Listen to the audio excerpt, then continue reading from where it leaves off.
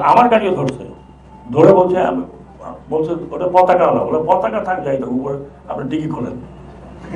ডিগি খোলো, ডাকলাম আমি, ভাই ডিগি খুলতে হবে, কিন্তু আমাকে দেখে বললো না স্যার ঠিক আছে। But I feel very happy.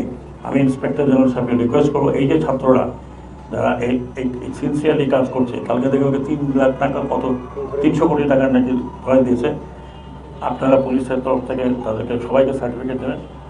And this certificate আমি আমার ছাত্রদের উদ্দেশ্যে, এই সার্টিফিকেট যাতে আপনাদের ক্রেডিটে যায় চাকরির সময় এবং ইলেকশনের সময়, সরি এডুকেশনে, পরীক্ষা এবং সার্ভিস ক্ষেত্রে, এটা যেন মূল্যায়ন হয় যে তারা তাদের নিজেদের পয়সা দিয়ে তারা সড়ক ছাপ করছে, নিজেদের পয়সা দিয়ে তারা তাদের দেয়াল সুন্দর করছে।